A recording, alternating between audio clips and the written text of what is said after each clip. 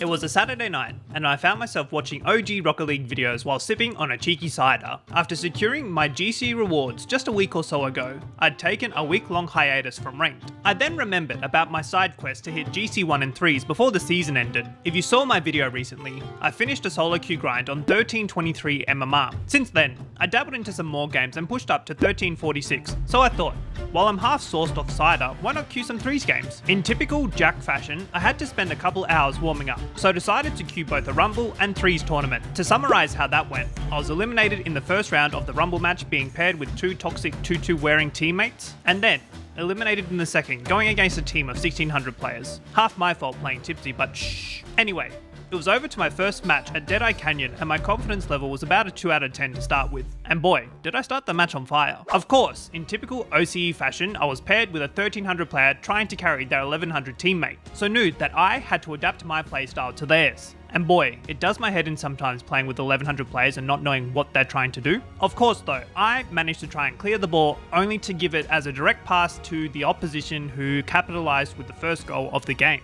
Not calling it luck yet, but how is this person in the perfect position to actually get that pass off to score a goal? Just Rocket League things, I guess. Anyway, I continued on playing with my double committing teammates and found a golden opportunity to score.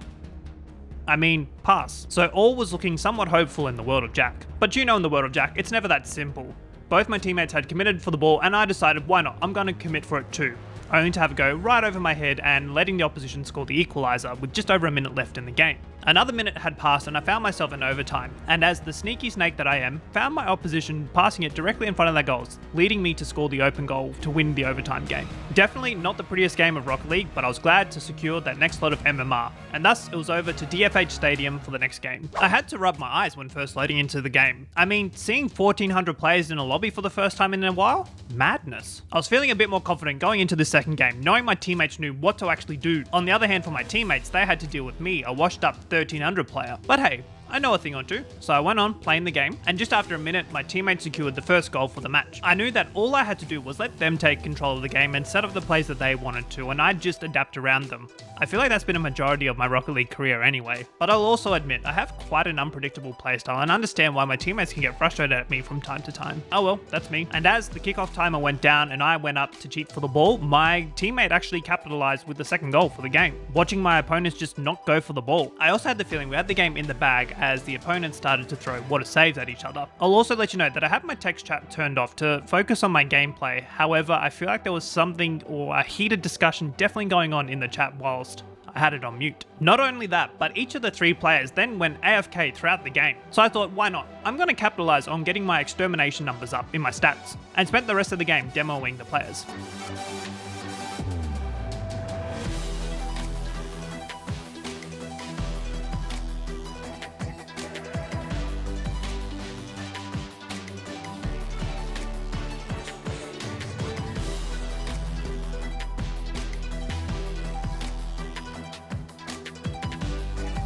I ended up with 13 demos for the game. I think I took too much of Game 2's mentality into Game 3, where I was going for demos left, right and centre throughout the start of it. There was also teammates turned enemies in this next game, with Bunter going up against Nando Loris. So I was hoping my team could lead Bunter to victory. These 2 players are also important for the rest of today's story, so keep them in mind. We found ourselves under the 2-minute mark and I went to make a challenge on the opponent to keep pressure up on the opposition. However, my recovery was way too slow, leaving my 2 teammates out to dry and having the opposition score the second goal for the game.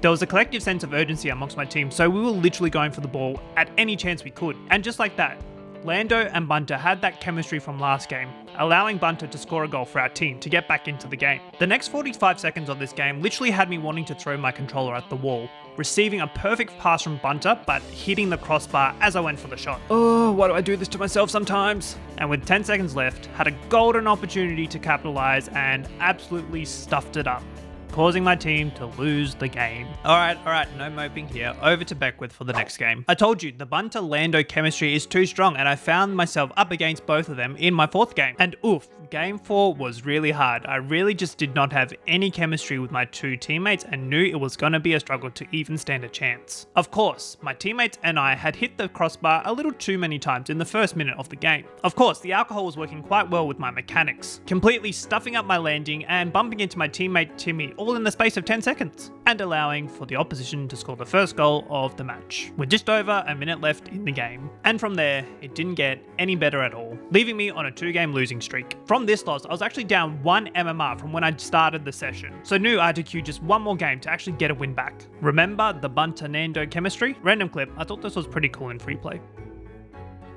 Looking at it now, not so much.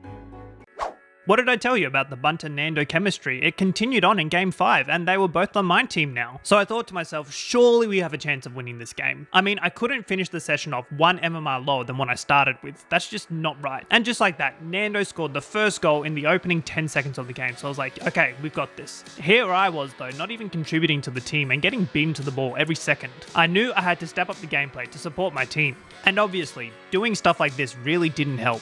I mean, why did I challenge there? So I threw up the my bad to both Nando and Bunter, and Nando assured me that it was no problem at all, we'd still got this. But then, this happened.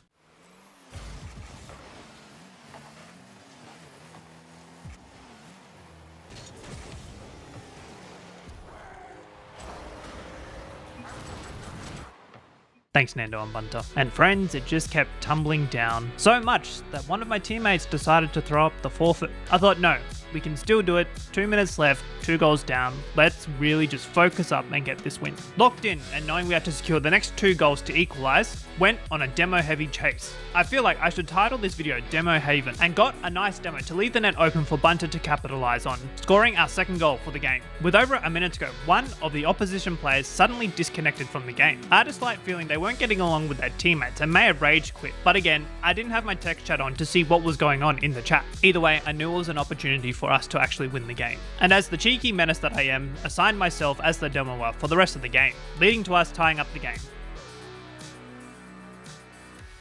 Hee. Of course, we found ourselves in overtime and I just wanted to get this win, so played rather aggressively, just trying to knock and bump the opposition as much as I could to frustrate them. And this is how the rest of the game panned out.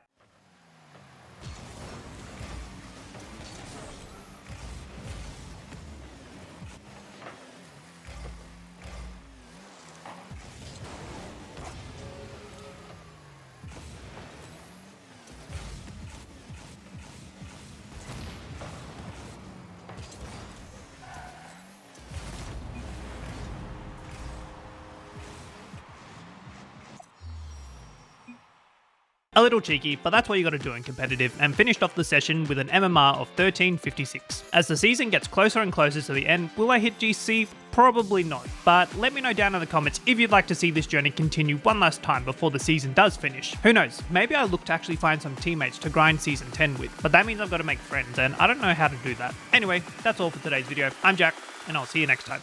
Catch up.